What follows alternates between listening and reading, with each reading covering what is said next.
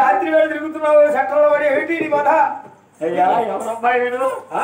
ఎవరు? నేను కాకాని వారి అబ్బాయినండి. నా గోపయ్య, నా పేరు గోపయ్య అందరు. గోపయ్య? అవును.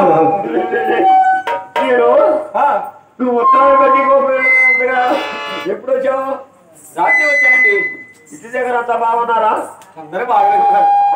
ఎవరితోటే వచ్చాయి? మహాలక్ష్మి తిరుగుతాం బాగుందా? ఆమె ఇక్కడ లేదండి, నా భార్య తిరుపతాంబ. అవునవును. ఇక్కడ లేదా? మన గ్రామంలో లేదట. జారిపోయింది. మా అక్కవారి గ్రామం అనిగినప్పుడు వెళ్ళిందట. ఎవరు చెప్పారు? ఎవరు చెప్పేది ఏముంది, మా అమ్మ చెప్పింది. నా మాట దాని మాట దీని మాట నేను నమ్మకాలు కాబట్టి బ్యాగ్ పడిపోతే నేను నమ్మకాలు. నేను ఆయన నమ్మటం, ఆయన నేను నమ్మటం. ఎందుకు నమ్ముతారు? డబ్బులు ఎవరి దగ్గర ఉండవు కదా.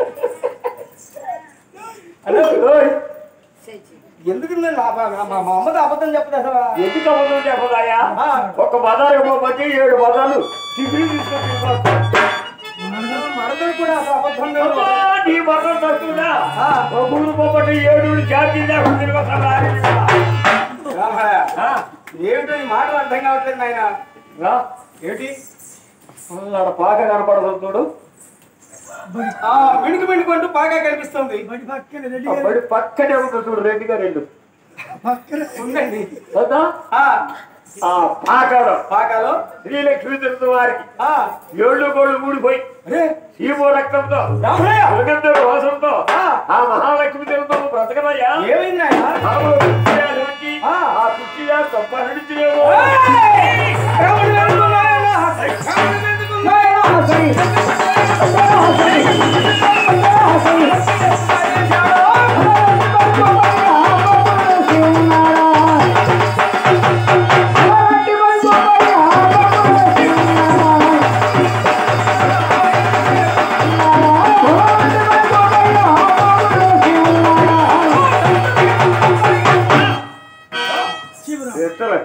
పిచ్చి మేపడాడు. నా భార్య లక్ష్మీ తిరుపతం అపురూప సౌందర్యవతి. ఆమెకు వ్యాధి వస్తే అమ్మ చెప్పదు. ఎందుకు చెప్పదు? నా మరదలు చెప్పరు. పిచ్చి బ్రాహ్మణాలు ఉన్నాడే బెట్టలో బెట్టలో కాబట్టి వెనీరి కోరుతున్నాడు కాకాని గోపయ్య.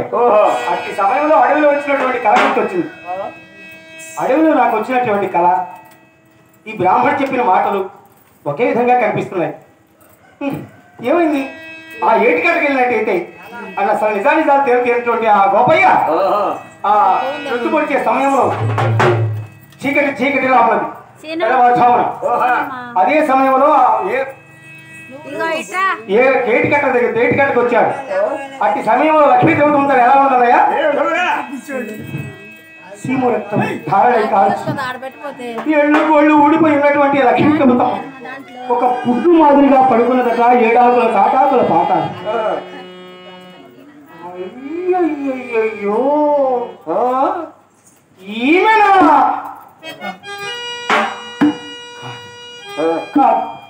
ఎవరు పాపం అనాది, కట్టుకోవడానికి వస్త్రం లేక, తినడానికి తిండి లేక పాపం ఎంత బాధపడుతుందో ఏమో. అది వెలుదిరిగాడు నా కాకాని గోపయ్య. తిరగగానే ఆ పాకలో పడుకున్నటువంటి లక్ష్మీ దేవతమ్మ భర్త మాట విన్నది. స్వామి వచ్చారా స్వామి? నేను స్వామి నీకోసం ఈ కళ్ళతో ఎదురు చూస్తున్నానయ్యా. నిన్ను చూసి కలసారి ప్రాణం విడవాలనుకున్నాను శ్రీనివాస్. స్వామి అని దుఃఖిస్తూ లేస్తుందా లక్ష్మీ దేవతమ్మ. ఎవరికి మాట్లాడుతోంది? ఎవరికి మాట్లాడుతున్నది? స్వామి నీవు లక్ష్మీ చెబుతావా? అదిగో అదిగో నీ నేత్రుడు అన్నం పోయే నీవు తిరుపతివే. అయ్యో ఏళ్ళు కొళ్ళు పండుగైపోయినది. శివుడితో ధారణ కారుతున్నదా తిరుపతి? ఉదయముని లేచి జోగి సంగము పట్టు బ్రాహ్మణులకు దానం చేసిన నీ హస్తముల మొండిముల చూడండి పురులు అట్టులు కట్టుకుపోయినా తిరుపతి చూడలేనమ్మ నీ రూపమమ్మా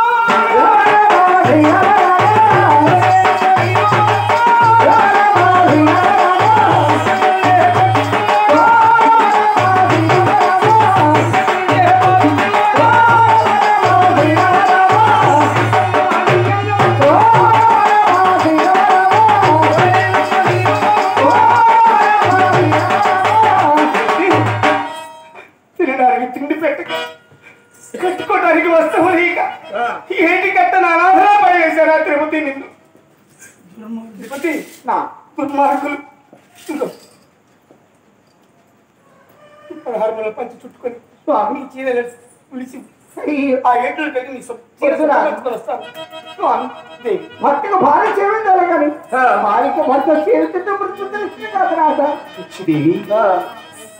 భార్యాభర్తలు అంటే ఏమిటో తెలుసా దేవి ఏమిటి భర్త కష్టం వస్తే భార్య సేవ చేయాలి అవును అదే భార్య కష్టం వస్తే వదిలిపెట్టిపోవాలి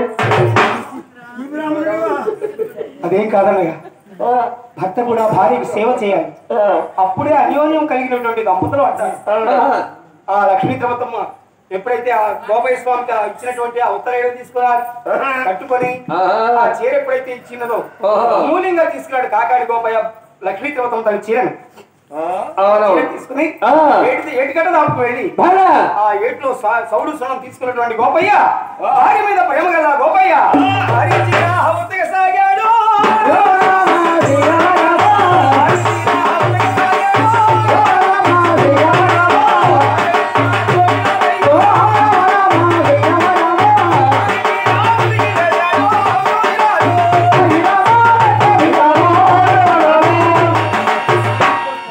శుభ్రపరిచి భార్యకి చీర కడతారు ఉతికిన చీర కట్టుకోగానే కొంత ఒప్పుకొచ్చి చూడు ఉంటున్నట్ట లక్ష్మీ ప్రభుత్వం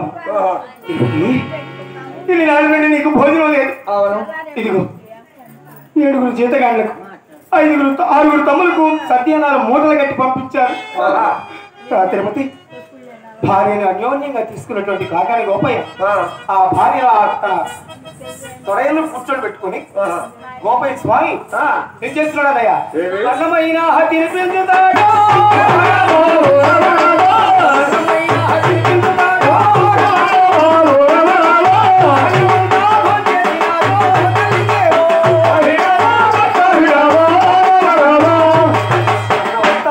లక్ష్మీ ప్రభుత్వం గోపయ్య గుండెలు శాస్త్రవక్కలుగా పగిలిపోయినది అయ్యో ఎన్ని నాయనుడి నా తిరుపతమ్మకు భోజనం లేదు దేవి తిరుపతి స్వామి నేను మన దేశం అంతా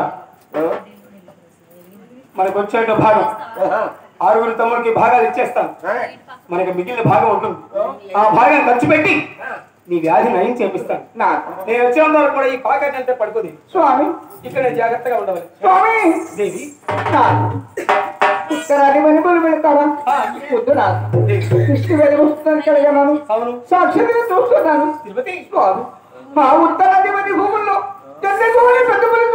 కలగన్నాను నా తల తప్పదు స్వామి మా పనిపై నీ యుద్ధం వరకు వెళ్ళి నీ యుద్ధం వరకు వెళ్ళి మరణించినట్టు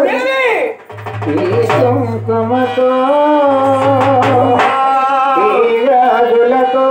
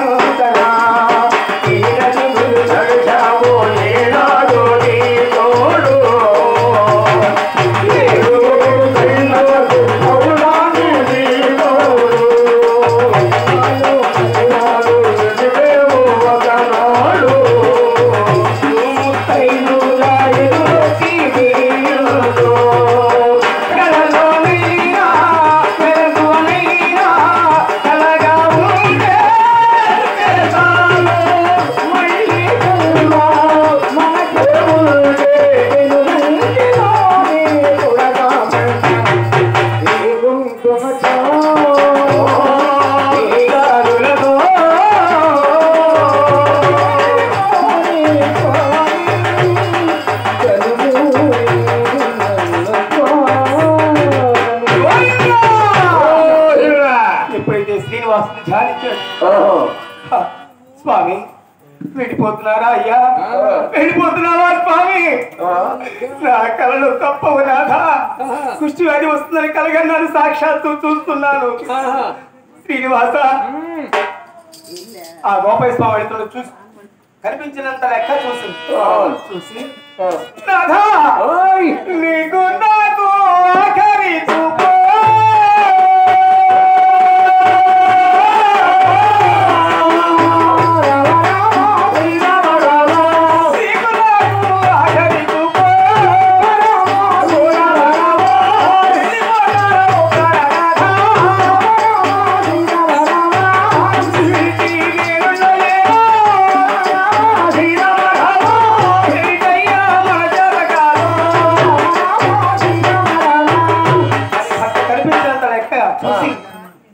ఏడ్చి ఆ పాకాలను పడిపోయింది లక్ష్మీ తిరుపతమ్మ. సాయంత్రానికి మన దేశం వెళ్ళాడు కాకాని గోపయ్య.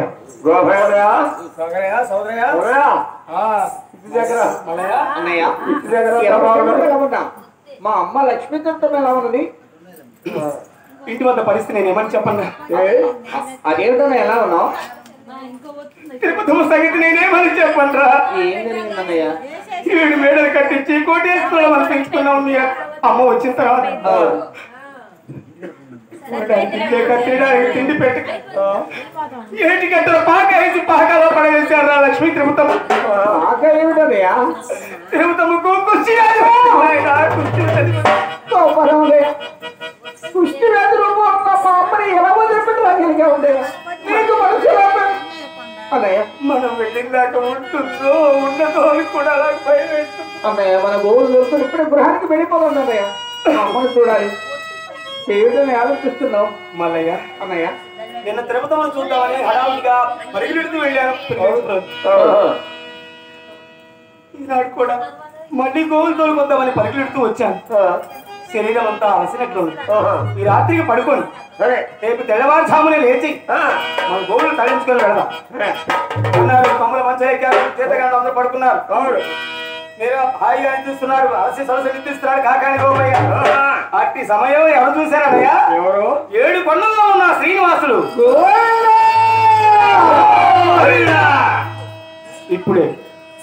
ఇప్పుడే గోపయ్య మన అడవిలోనే మరణం తథ్యం. గోపయ్య మళ్ళీ పెరిగంచిపురం వెళితే మరణం కుదరదు అనుకున్నటువంటి వెంకటేశ్వర స్వామి ఒక అవతారం మారుస్తున్నాడు. వాడి వస్తున్నాడు అన్నయ్య. ఏ అవతారం అది? ఎలాంటి అవతారం అన్నయ్య? పెద్ద పూలి అవతారం.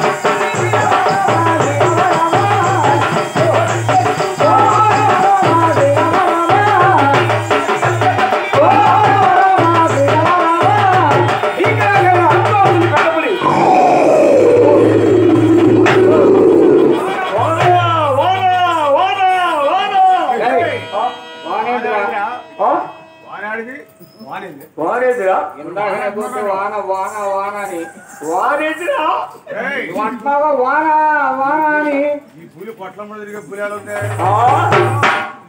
నేను బొమ్మలు కాకేసుకుంటున్నాను. నేను వాన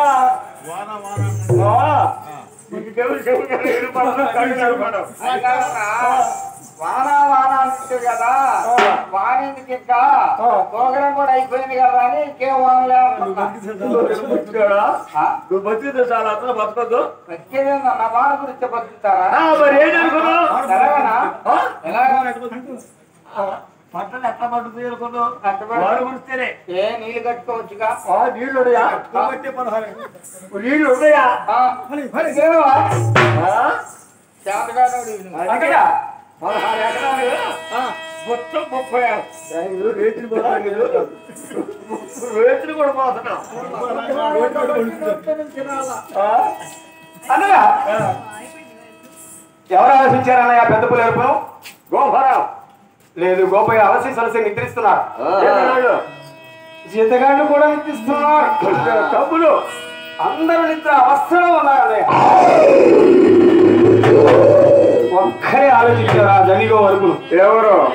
స్వామివారి భక్తురాలు జనిగో ఆలకించింది. ఎక్కడి ఆ పులి? ఈ రాత్రి వేళ పులి వచ్చిందంటే ఎన్ని గోవులు చంపేస్తుందో అని ఆ స్వచ్ఛమైన చని గోవు ఎలా వస్తుందో తెలుసా అన్నయ్య?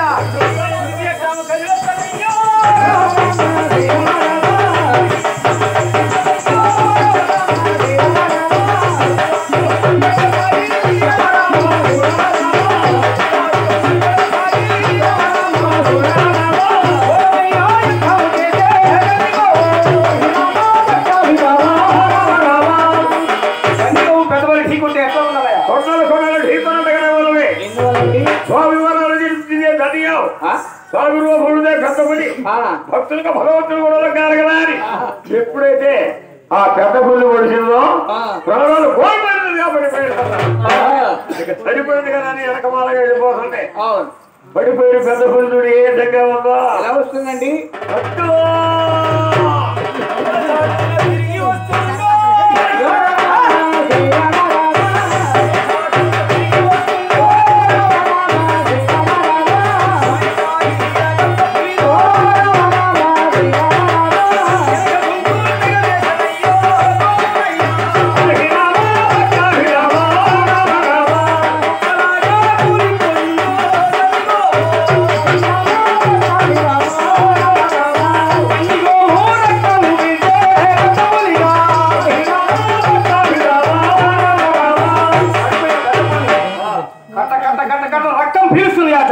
జనిగోవుని ఆ పెద్ద పులి చివరిసారిగా మరణిస్తున్న జనిగోవు అయ్యో ఇటు నా ప్రాణం పోతుంది. నా చిట్టిగాడు అన్నా గోపయ్య స్వామి అమ్మా ప్రాణాలు కోల్పోయింది ఆ సత్యమైన జనిగోవు. జనిగోవు అడుపులు కానీ గోవులన్నీ చాలా చదవని లేచి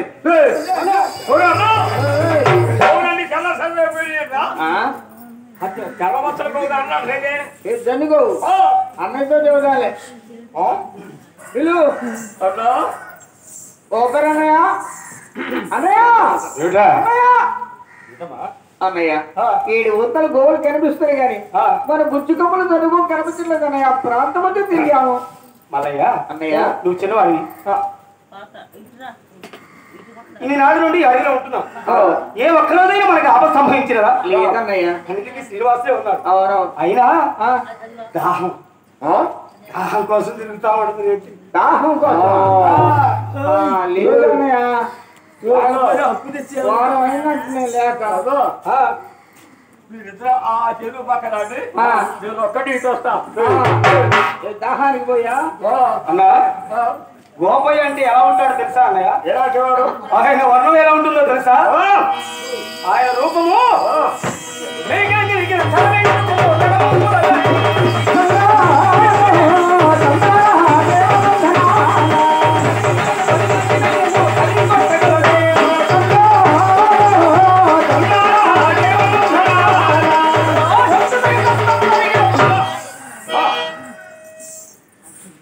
ఇంత ధీరుడుగా కాకాడు గోపయ్య.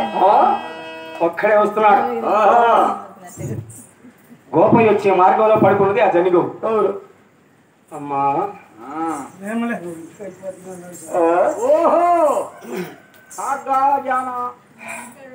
అమ్మా జనిగోవా లేం ఈ చల్లగాలికి ఇక్కడ పడుకున్నావా అమ్మా? వ్యాధి వచ్చింది లే తల్లి అని ఆ జనిగోవు పోయి హస్తం చేశాడు కాకాని గోపయ్య. అట్టి సమయంలో ఎలా ఉన్నదన్నయ్య?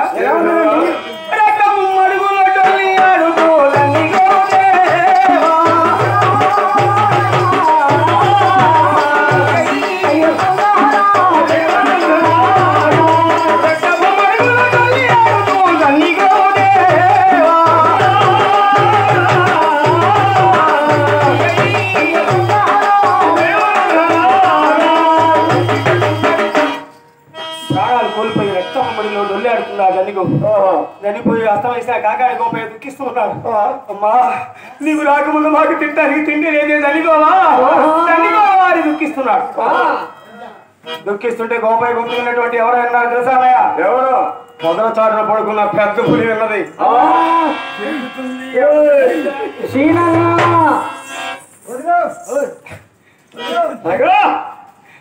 అదేరా ఎక్కడ అడిపోయి గోపయ్య పులి అనిపిన్నారు